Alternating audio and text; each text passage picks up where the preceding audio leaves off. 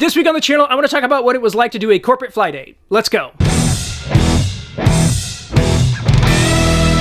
What's going on, everybody? Adam here with Coverbandconfidential. So last week I did that fly date that I've been talking about for the past month or so and wanted to kind of walk you through how that whole operation went, just so anybody who might be interested in getting into that kind of work can, I don't know, be prepared for what it entails. One thing I did want to note is that this was a private event, so video was not allowed for the most part, but I did sneak a couple in here and there just so that you guys could see what it was all about. So day one is just like any other normal morning. We get the kids up, they go off to school. After I drop our eldest off, I got in the car and drove to the airport. Now this gig's kind of interesting because the gear was already shipped to the event before I got there, so I didn't have to bring guitars or anything really. But because I wasn't super familiar with the gear that they had, I did end up bringing my Line 6 HX Stomp and my TC Helicon Voice Live Play GTX. I did have to take them off of the pedal board though, and they ended up in my backpack, which was real fun getting through TSA, let me tell you. But it could have been much worse. If I was traveling with guitars, it would have been a totally different ballgame. The flight was relatively short. I got there in about an hour, and as soon as I landed, grabbed my stuff, got an Uber, and headed to the hotel. Once I was checked in, I went ahead and unpacked all of my stuff because I was going to be there for a couple of days, and went through and reviewed all of my charts to make sure that I was prepped for the first evening. So load-in was at 4 p.m. and at an adjacent property, but the walk was pretty short, and I ended up making it a lot. Once I got there, I went ahead and found my AV contact and kind of talked about the run of show because the contract that I had gotten versus the actual day of details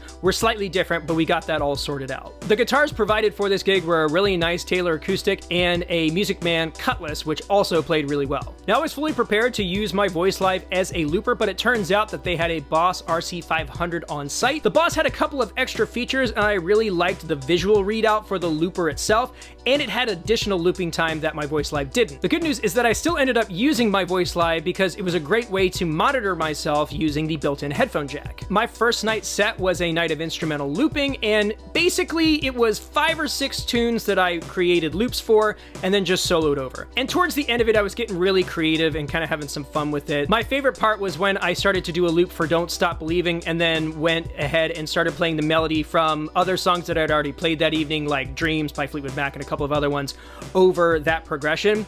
I even threw in the solo for Hit Me With Your Best Shot for good measure. Fun fact, one of the guys who was working the event was a guitar player and caught that and let me know that he noticed it, which was kind of funny. That went on for about an hour and 15 minutes, and I hung out for a little bit, and as soon as the event was over, I packed up all of that stuff, cleared the stage, and headed back to the hotel. Okay, day 2. So on the second day, which was a Friday, I opted to work remotely for my day job because I didn't have to be at load-in until around 5 o'clock, and it was one less vacation day for me to take, so win-win. Most of it was spent doing that other than organizing charts for that night's dinner set, which I did in the Ultimate Guitar app for my iPad. Load-in was at 5 p.m. I went and set all of my gear up, and I was supposed to start at 7. 7 rolls around, doors are open, and I start playing, but it turns out that even though I could hear myself perfectly in my in-ears, the output for the mains was not turned on. And after doing a fair amount of panicking, it turns out that my channels were muted on the board, and the lights on the mixer that show the mute status didn't work. After pushing those 2 mute buttons, we were back in business. So I go about my business, and I've got a pretty solid set where I'm kind of stacking things at the beginning to be kind of low-key and more mellow, and then kind of ramp things up as it goes. I got notified by the staff about 2 songs in that was not what they wanted. So I ended up having to scramble and move forward in my set a lot earlier than I had anticipated. Towards the end of that set, I was really sweating because I was really struggling to find upbeat tunes while not trying to stop what I was doing and keep things moving for the guests. After the set, crew said that everything sounded great. A couple guests came up and said that they appreciated it. And then I hung out for a little bit with some of the people who worked the event and just kind of got to know some people and hung out. It was a really fun night. Other than that, packed up my stuff, headed back to the hotel. So day 3 was a Saturday. I did end up sleeping in a little bit, and then I took some time for myself and decided I was going to go explore the city a bit. This event was in Sarasota, and I had not ever been there before, so using Google Maps and a couple of recommendations I got from friends, I kind of wandered around my neighborhood and found some stuff to do. I found an awesome breakfast place that wasn't super crowded, and then I stumbled onto a farmer's market, spent most of the morning walking around just seeing what I could see. After I went back to the hotel, I opted to go check out the pool. The weather was kind of iffy, but the fact of the matter matter is that you're in Florida and you only have so much time, so why not? So for the third and final night, there were 2 sets. There was another solo dinner set with all new tunes, no overlaps from the night before, and a dueling piano set with a live drummer after the presentation ended. So most of my prep time was spent finding tunes that I hadn't played the night before that were upbeat and kind of met what they were looking for. But due to some issues with flights, the dueling piano guys were not there, so I ended up setting up both the keyboards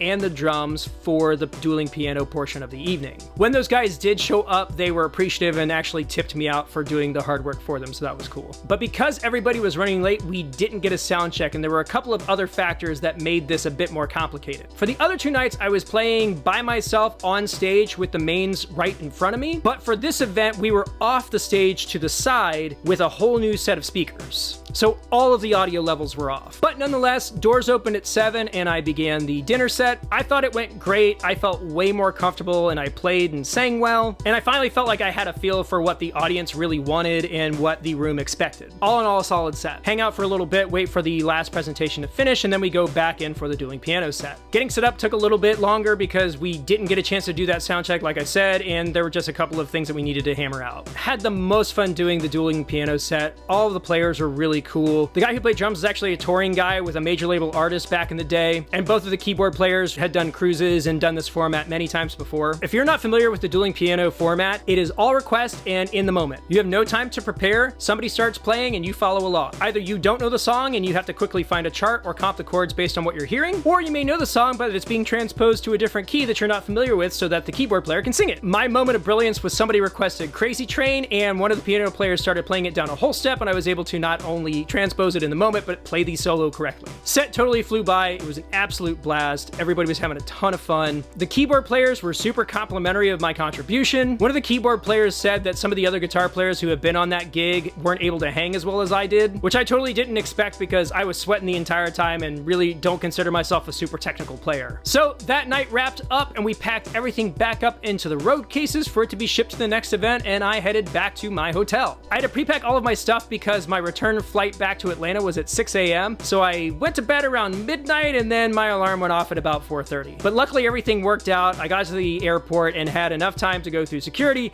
and even pick up souvenirs for the kids before my flight boarded. I was back in Atlanta by 8 a.m. and went on the rest of my day. All in all, it was a blast. I learned a bunch, and I actually have another one of these set up in July, and I will be way more prepared for that one. If you're curious about the material that I was covering, think about the most common denominator, middle-of-the-road tunes that you can think of for a room of people between the ages of, let's say, 40 and 70. Lots of oldies, lots of classic rock, a fair amount of Elton John, Billy Joel, the Eagles, you name it. And if you want to do this kind of work, you have to have a very deep catalog of that kind of material. So there you have it. That is what a 3-day corporate fly date looks like from my vantage point. If you have any specific questions about this kind of stuff, leave a comment and let me know. That's going to do it for this week. Thanks so much for tuning in. If you haven't already, go ahead and subscribe to the channel. We post new videos here every single Friday. Also, if you're a working musician and you are looking for more resources like this, check out the Coverbandconfidential podcast. We're at over 200 episodes at this point, and it's filled with information for people like you who are looking to make good money playing music.